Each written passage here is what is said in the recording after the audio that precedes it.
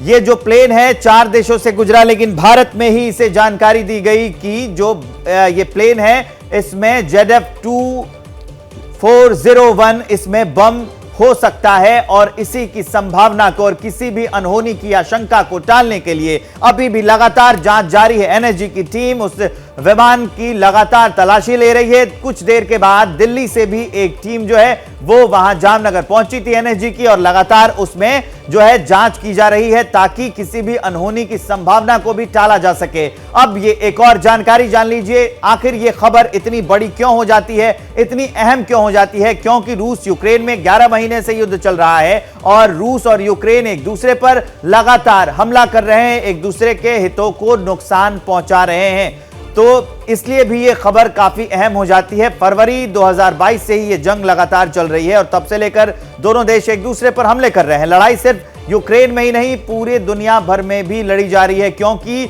ये 17 साल से प्रोविजन स्टोर चला रहे थे और हर दिन 8 से 9 हजार का बिजनेस करते थे। अचानक से ये दोगुना हो गया। जानना चाहते हो कैसे? तो फ्रीडम ऐप को अभी डाउनलोड करें। जो यूक्रेन समर्थित देश हैं वो लगातार रूस को टारगेट कर सकते हैं, इसलिए भी ये खबर अहम हो जाती है। भारत और रूस पारंपरिक दोस्त हैं और ये जो खबर है ये इसलिए भी अहम है क्योंकि मॉस्को से ये फ्लाइट चली थी और गोवा आने वाली थी। रूसी विमानों को निशाना बनाने से दोस्ती पर असर पड़ेगा, इसलिए भी ये खबर अहम हो जाती है और लगातार इस पर हमारी अपडेट बनी हुई है।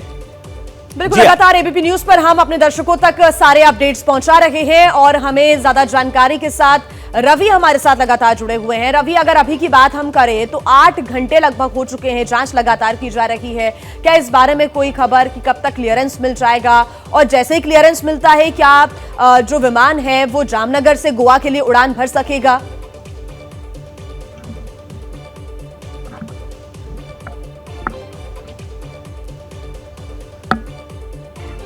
रवि बुद्धदेव से हम संपर्क में आएंगे। रवि, जो क्लियरेंस अभी एनएसजी की टीम देगी और उसके बाद ही ये भरोसा होगा या ये कहा जा सकता है कि क्लियरेंस के बाद ही विमान जामनगर से गोवा के लिए उड़ान भरेगा। अभी ताजा अपडेट आपके पास क्या है? जाहिर सी बात है, मैंने जैसे आपको बताया कि कल रात को जो जांच तफ्तीश चल रही थी, वहीं जांच अभी इंडिया की टीम जो आई है वो कर रही है। अगर वो ग्रीन सिग्नल दे देती है, वह एनओसी दे देती है, तो उसके बाद फैसला किया जाएगा कि यह फ्लाइट यहाँ से कब टेक ऑफ होगी। लेकिन अभी तक उसकी आधिकारिक तौर पर कोई जानकारी नहीं दी गई है। कलेक्टर, एसपी, सभी आला प्रशासन के उच्च अधिकारी सब एयरपोर्ट पर ही कल रात से ही मौजूद है।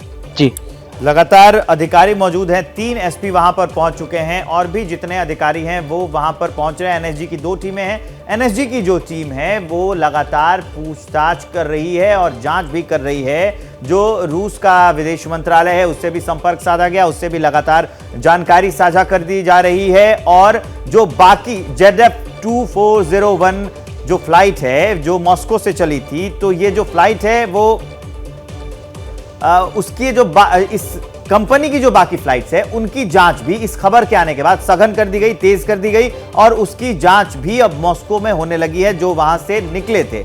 ज्यादा जानकारी जो हमारे अभी संवाददाता दे रहे हैं कि अभी भी पिछले 8 घंटे से लगातार यात्री के सामान की जांच जारी है और जो विमान है उसकी भी जांच जारी है। 2 एनएसजी की टीम पहुंच चुकी है। एनएसजी की टीम जो है वो विमान के अंदर जाकर अब जांच करने लगी है। यात्रियों के सामान की भी जांच की जा रही है और जो यात्री हैं उन्हें सुरक्षित उतार दिया गया। उनके खाने पीने के जो सामान है वो मुहैया करा दिए गए। एबीपी न्यूज के इस पर कुछ सवाल है। ये सवाल लाजमी है कि 4 देशों से विमान गुजरा तो भारत में ही आखिर ये कॉल क्यों किया गया? क्या ये इंटरनेशनल साजिश है या फिर कोई शरारत है? ये सवाल भी बनता है। मॉस्को के सिक्योरिटी चेक में क्या कोई कमी रह गई थी? क्योंकि ये जो विमान है वो मॉस्को से ही निकला था, तो वो सवाल बनता है कि क्या वहां के सिक्योरिटी चेक में कोई कमी रह गई थी कि इसमें विमान में बम होने की जो खबर है वो निकलकर सामने आई। और उस खबर के बाद लगातार जांच की जा रही है। टीमें लगातार जांच कर रही है। जामनगर में जामनगर एयरबेस पर इमरजेंसी लैंडिंग कराने के बाद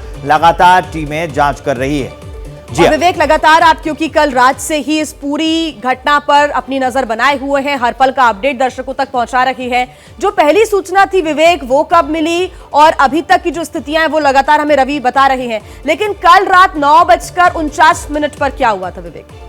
9:49 पर गोवा एटीसी, जो गोवा एयर ट्रैफिक कंट्रोल है, उसको एक खबर मिलती है कि जो विमान ZF2401 आ रहा है मॉस्को से, उसमें बम है। अब इस सूचना के आधार पर उस विमान को गोवा में उतरना था, लेकिन उसे गुजरात के जामनगर एयरबेस पर इमरजेंसी लैंडिंग कराई जाती है उस विमान की। और इमरजेंसी लैंडिंग कराए जाने के बाद जो 244 क्रू को मिलाकर जो 244 लोग उस विमान में सवार थे, उसे उतारा जाता है और उन्हें सुरक्षा जांच के लिए बाहर निकाल लिया जाता है। ये वही तस्वीरें हम टीवी स्क्रीन पर भी दिखा रहे हैं अपने दर्शकों को कि अब सुरक्षा जांच लगातार उनकी चल रही है। जो उनके सामान थे, जो उनका लगेज था, उसकी जांच चल रही है और विमान के अंदर भी एनएसजी की जो टीम है वो लगातार जांच कर रही है।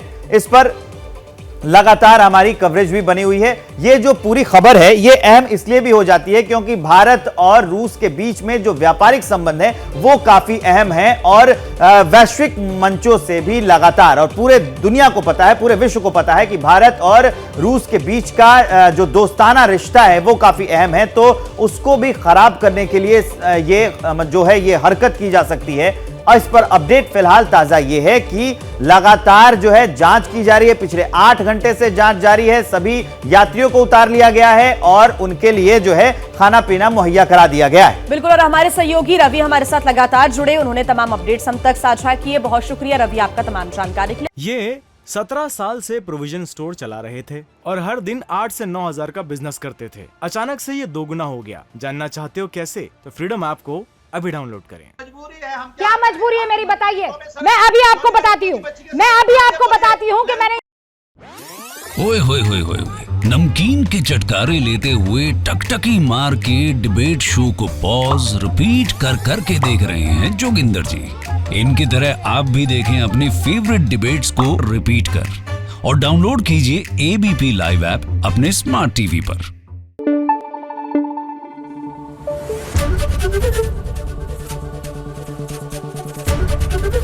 एबीपी न्यूज आपको रखे आगे।